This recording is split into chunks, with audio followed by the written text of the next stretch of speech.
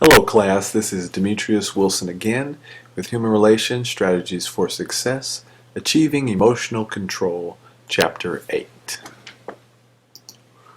Our learning objectives, as we always discuss at the very beginning, so we want to first identify the 8 forms of intelligence. There are all different types of intelligences. A lot of times we think that just standardized tests are the gauge for intelligence, but they're not. There are a lot of different ways to be intelligent. We want to explain the significance of emotional intelligence and how it compares with earlier theories of measuring intelligence. Emotional intelligence is really important in the workplace. We want to describe how to apply emotional intelligence. There are a lot of scenarios in which you will need to. List ways to deal with anger. And compare and contrast assertiveness, aggressiveness, and anger. Assertiveness is good, anger is bad. Additional learning objectives, give examples of defensive behavior and how they affect the workplace, distinguish the various scripts that influence our actions, and explain why people play games in the workplace and how to deal with games. Their games are played all day, every day. You have to learn how to stay away from them and also defend yourself from them. So intelligence, it is the reasoning ability as measured by standardized tests, right? So you take a SAT, a ACT, a GRE, a GMAT. These are all standardized tests. There are 8 intelligences. There are 8 separate areas in which people put their perceptiveness and abilities to work, proposed by Howard Gardner. And you'll see a video when you watch in the resources, the very good video by Howard Gardner, who's a specialist in that field. So here are the 8 intelligences. So you have 8 dimensions of intelligence. You have language, spatial reasoning, naturalist, interpersonal, interpersonal, movement, music, math, and logic. And we'll discuss all of those in detail.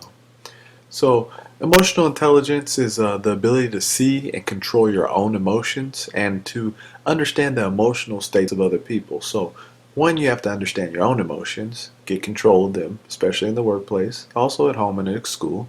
And then you also have to understand the emotional states of other individuals. Maybe it's not the best time to discuss certain things with that individual due to their emotional state. Your rational mind is the awareness of reality, which allows you to ponder and reflect, right? So after all the emotions are going, your rational mind says, hey, maybe I should have done this way, maybe I should have done it that way. It allows you to ponder and reflect and to also grow within yourself. Your emotional mind is powerful, impulsive, sometimes illogical, a lot of the times illogical, awareness and an ability to perceive emotion. So emotional mind, it's good, but it can work to your detriment, definitely in the workplace. Emotional competence is learned capability based on emotional intelligence, results in outstanding performance at work, an importance factor for understanding EI or emotional intelligence, right? So if you're emotionally competent, it leads to better performance in the workplace and also understanding emotional intelligence from your own standpoint and also from the standpoint of others. So what are the types of emotional competence? We have personal competence, so being self-aware, motivated, and self-regulated, right? So be aware of yourself, be motivated, and also be self-regulated.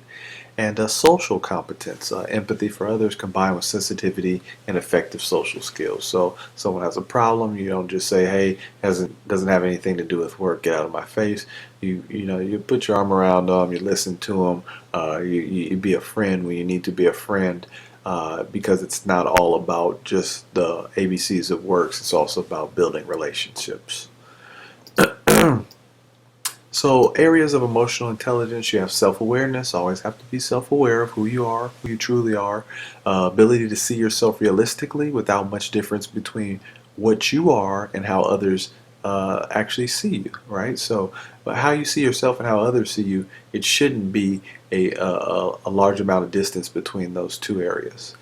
Social awareness, skills that allow a person to understand the politics of the workplace and interpret nonverbal communication effectively, right? So sometimes, there's certain people that you may not want to get on the bad side of the list just because they have certain connections within the company. I've definitely been there before.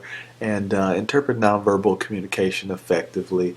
If I go like this and I cross my arms and I say, you know what, I lean back, that means I really don't want to hear what you have to say, and I'm closed mind.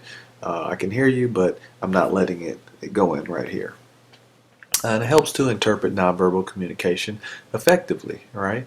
So if you have a choice to choose between what to trust, whether it be nonverbal or verbal communication, trust the nonverbal. It will tell you the truth every time. Areas of emotional intelligence, self-management. You always want to be able to manage yourself, and also, eventually, if not now, already manage others. It's the ability to hold oneself and not overreact when something is bothersome. Right? You have to, stay calm under pressure. No need to act ill. Right? You have to understand that, certain things will happen, but you need to stay even keel. Relationship management enables an individual to communicate effectively and build meaningful interpersonal relationships, right? So communicate effectively with those in the workplace, also those at school and at home, and build relationships, because that's definitely what it's all about. People will remember those relationships that you built with them, and they'll stick by your side in the tough times. So approaches to improve emotional intelligence, or EI. Um, Review knowledge of self-awareness. Carefully observe those with high social competence, right? So you see people that work well with others, observe them. See what they do best. Maybe ask them some questions, get some tips, give some pointers. Social awareness skills you would like to attain, right? So what type of skills do they have that you would like to attain, and how do you do so? Improve your self-management skills, right? So we're always improving. Nobody's a finished product. We have to continue to improve until that day that you retire, and develop relationship management skills. Right, so you have to understand how to build these relationships. Like I said, there's nobody that I don't have something in common with. Right, and if you don't think you have something in common with the person, figure something out. Get interested in something that they're interested in. So dealing with anger, right? You'll see some videos on this as well. So potentially the most harmful of all emotions, right? I've seen this erupt into workplace violence before. I've seen people just storm off of the job, and when you do that, there's no coming back from that. It arises when one processes events and not the nature of the event, right? So, this happened. I'm gonna overreact and I'm gonna get mad. And not that I don't get mad, because I get mad all the time. But we definitely should try to work to counteract that. So processes events and not the nature of the event is convince others deliberately and necessarily cause trouble, right? Sometimes things just happen. It's not necessarily the fact that people are deliberately attempting to cause trouble for you. Interprets the behavior of others, breaking the rules of appropriate behavior. And anger produces results that are negative and damaging every time. It's always going to be negative. It's always going to be damaging. Just stay away from anger, especially in the workplace. So here are some steps for dealing with anger. Right, it's good that they tell you what anger is. They define it, but now they're going to give you some steps for dealing with anger. So number one, examine your anger and find the inner causes. What is truly making you mad? Number two, learn to recognize your own flashpoints. What pushes your buttons, and kind of try and stay away from that. Work on developing and using conflict management skills, right? So you have to have conflict management skills in the workplace, especially if you have multiple individuals reporting to you.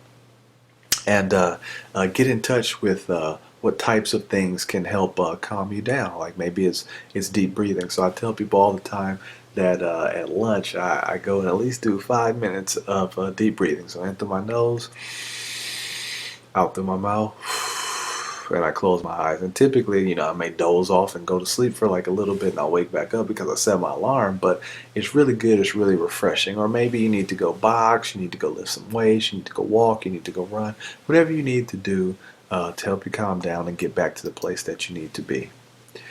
Assertiveness, aggressiveness, and anger. So assertiveness is standing up for one's rights without is the key word, threatening the self-esteem of the other person.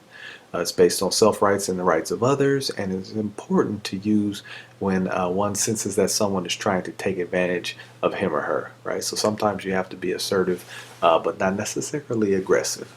And some people think those are the same, but they are not the same thing. So aggressiveness is hurting others and putting them on the defensive. When a person's rights are threatened, they can be passive or aggressive. And when I say passive or aggressive, passive means, I'm subtly not going to follow your instructions or your rules. Aggressive means that I'm going to come tell you like your rules stink, Demetrius, and I don't want to adhere to them. Defensive behavior. So defensiveness is inappropriate reaction to others' behavior as though it was an attack. It wasn't even an attack. I was just messing around with you. We were having a good time, and then you took it to another level. Sources are low self-esteem and fear, right? So you have fear, you have low self-esteem in regards to what you're working on or what you're doing, and those are sources of defensiveness. So the counterattack involves responding with an attack when you feel under attack, right? Don't we do that? People attack you, then you attack them back. Well, Demetrius, how come you didn't finish your TPS reports? So I say, how come you're not running the company smoothly? And then I get on the defensive, and that would actually be, pretty aggressive. So passive aggressive behavior expressing of understated rage, right? So it's understated, but it's there, and they need to let it out. More defensive behaviors are pointless explanations. I get those all day. Stems from a belief that the other person has been on attack only because that person doesn't understand, and creating distraction, including a point or fact that is relevant to the issue at hand, and it's called using a red herring, which I'm sure some of you guys have heard of before. Step to reduce defensiveness. So take time out to get refocused and get a renewed perspective. Use I statements. Avoid absolute words like always and never. Make positive assumptions about about other people involved, and learn to separate your work from who you are. And the scripts in